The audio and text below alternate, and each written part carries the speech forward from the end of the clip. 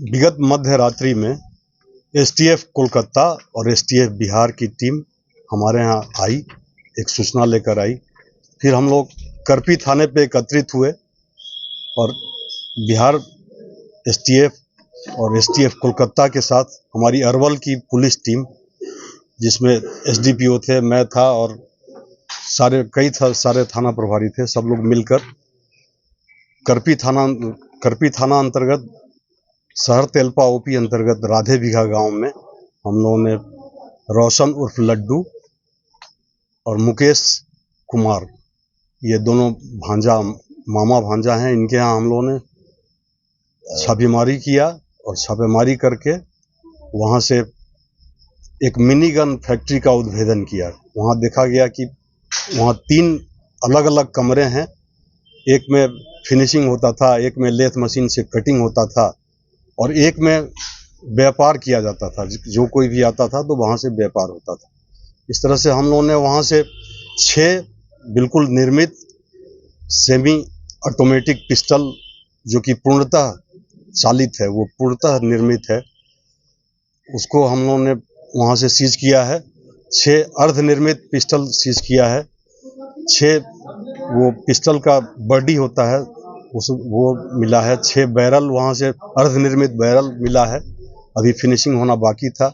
इसके अलावा वहाँ से आपको ड्रिल मशीन, एक बड़ा लेथ मशीन, एक ट्रैक्टर को ही जनरेटर बना दिया गया था वो, इसके अलावा 275 रेती, वो साइकिल का जो फ्रेम होता है जिसको कि लोग मैगजीन में इस्तेमाल करता था, वो काफ़ी संख्या में, और अर्धनिर्मित मैगजीन भी काफ़ी संख्या में वहाँ से हम लोगों ने सीज किया।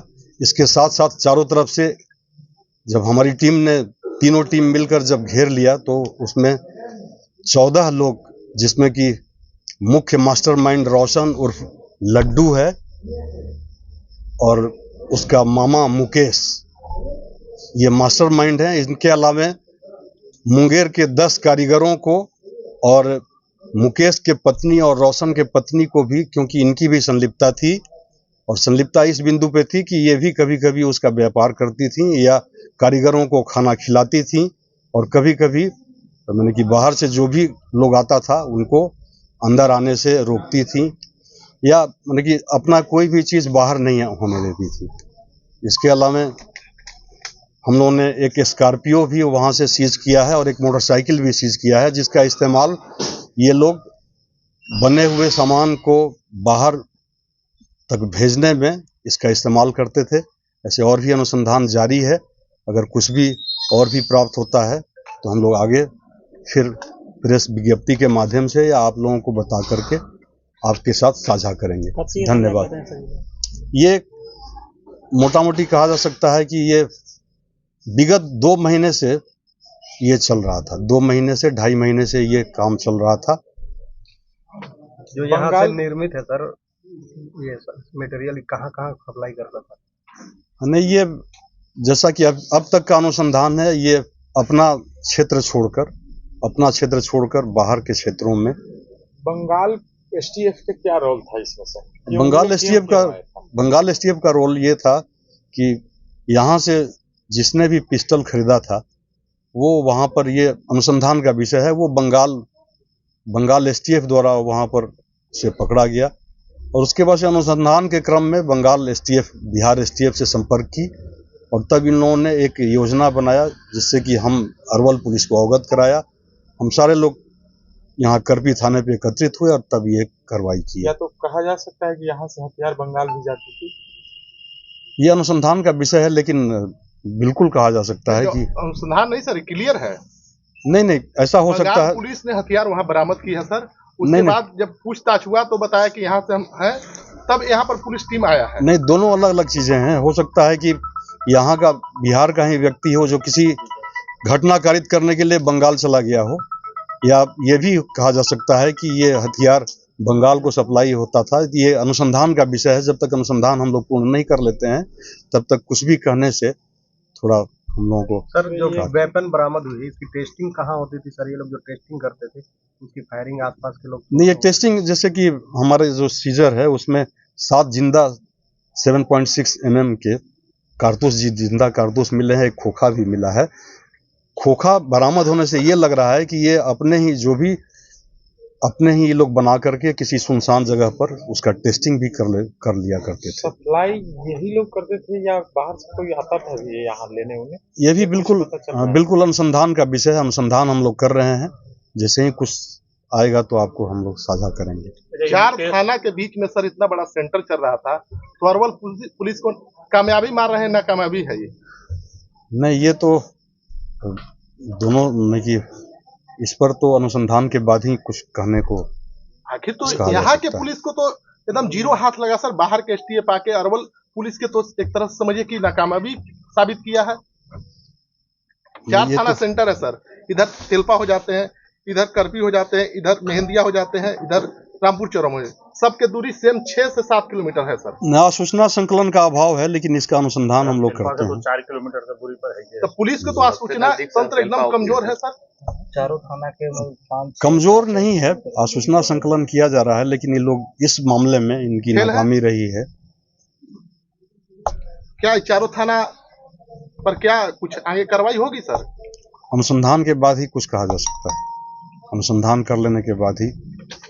बंगाल के अलावे और कोई स्टेट कुछ पता चल रहा है सर? नहीं, अभी तो बस इतना ही। ये रोशन और मुकेश कहाँ के रहने वाले थे? हाँ, ये रोशन मुकेश इनका कहाँ, इनका ये है वहीं के सिंधुआ थाना, मुकेश के की रोशन मेहदिया थाना अंतर्गत सिंधुआ गांव के रोशन हैं, और मुकेश तो राधे बिघा के ही हैं। रोशन का पूर्व आपराधिक इतिहास भी था। ये दाऊद नगर बैंक लूट कांड हुआ था 2019 में, जहां की 76 लाख की लूट हुई थी, उसमें ये अभियुक्त थे। जेल भी भेजा गया था, जो कि ये 22 में ये जेल से छूट कर आए हैं। उसके बाद से इन्होंने मुर्गी फार्म खोल रखा था, और मुर्गी फार्म के अंदर ही कैमोफ्लाइज करके ये सारा कारोबार करते मुर्गी फार्म के आड़ में सारा हथियार बनता था। बिल्कुल, मुर्गी फार्म राधे बिघा में खोला गया। जी बिल्कुल, राधे बिघा में एक मंदिर है, मंदिर के समीप मुर्गी फार्म था, उसी की आड़ में ये सारा कार्य। मुंगेर वाला का क्या रोल था, उसको कैसे मुंगेर वाला कार्य था कि मुंगेर को ये रोशन और मुकेश दोनों मिलकर मुंगेर के कारीगरों को हायर किए थे, जो कि वहाँ के ऑर्डिनेंस फैक्ट्री में, जैसा कि बताया जा रहा है कि ऑर्डिनेंस फैक्ट्री में कभी एक कार्यरत था। वो अपने साथ कुछ मजदूरों को लेके आया था, रोशन और मुकेश मिलके ही उसको लाए थे, और यहाँ पर उससे कारोबार करा रहे थे।